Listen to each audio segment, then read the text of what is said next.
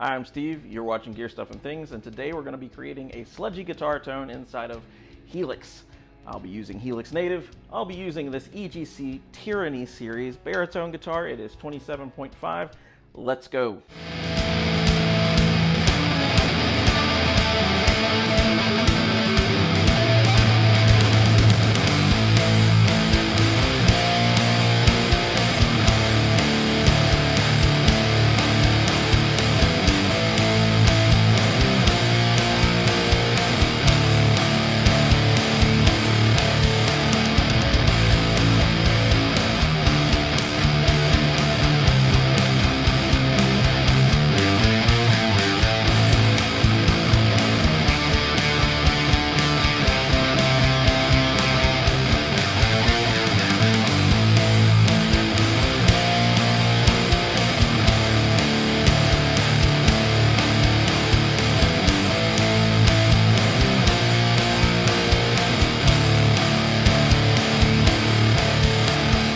Alright, so let's go ahead and jump into Logic. I have just the guitar track itself, well, one of the guitar tracks pulled up here.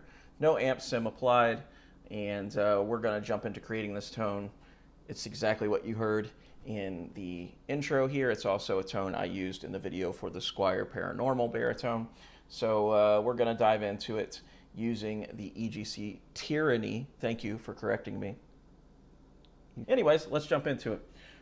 So here's the guitar with nothing on it. Naked guitars.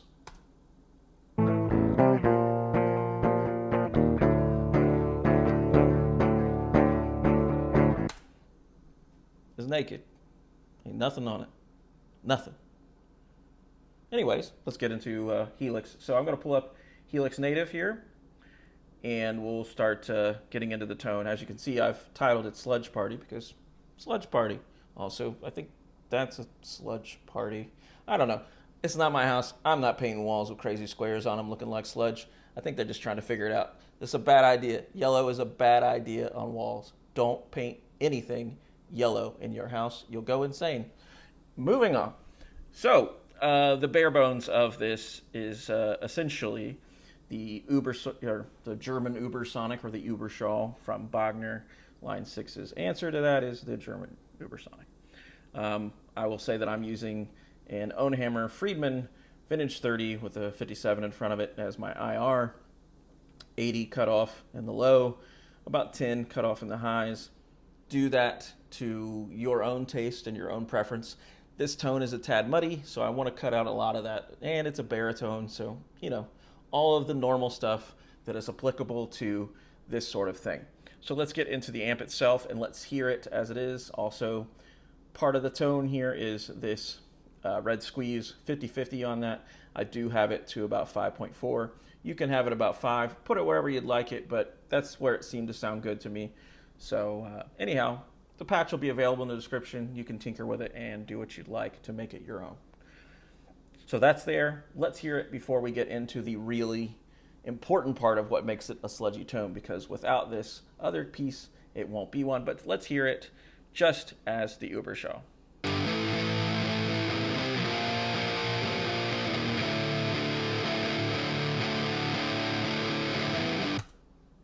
So that sounds pretty good on its own. Pretty normal, distorted guitar sound. A little mid-rangey, which is kind of the idea. As you can see here, I've got the drive at about 6, bass 4.1. It's a boomy sound, so I really don't want a lot of bass in there. Mid-range is a little higher, 5.8. 6 would be safe in my opinion. Same thing here with the treble, 5.7, 5.8. You could be safe with 6, you could be safe with 5. Do what feels good to you and sounds good to you in your mix. Presence is, as you see there, 6.3. 6 would probably be safe. Helix is weird because sometimes those little percentages make a huge difference and sometimes they don't make much difference at all. But that's what you got here.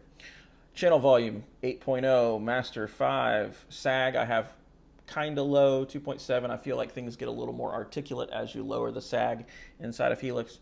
That's just my take on it, but you know, treat it how you'd like. Ripple is at 5.0, which I think was the default setting. The bias is at 10. I wanted it to be super aggressive and pushing the whole thing pretty aggressively. So aggressive, aggressive. Yeah, I'm repeating myself. Back into the whole thing. So what really makes this tone is the facial fuzz, which is the Line 6 answer to the fuzz face pedal. I've gone with the legacy version of it because I feel like it's a little more flexible than the current one that's in Helix. That one sounds good, but it's just modeled after the 2-knob version, and that one doesn't have nearly the amount of flexibility with the EQ curves and stuff. So with this one, I was able to dial in an EQ that fit the tone. So what we have here is the drive around 60.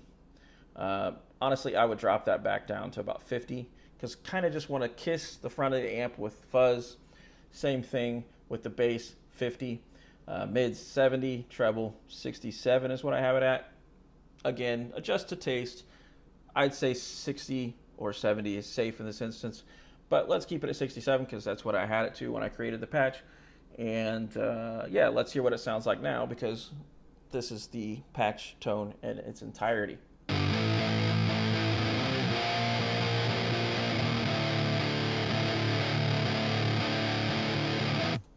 All right, that's the tone. Now, where this gets more into what you can do inside of your DAW to adjust things, to really clean it up, I have just a basic EQ going, rolling off the 80, really getting it out before it hits the final mix. Got some peak action here in the 640 range. You can do this again to your taste, but this is just a quick setup here. I've cut stuff off at 15 just to really clean it up a bit, and that's pretty much it. So what you're hearing is that patch into that. So let's go ahead and apply it to both channels here. And yeah, so there we go, Sludge Party on both one. We're going to go ahead and bring the bass and the drums back in, and we're going to hear this little passage in the full context of a mix.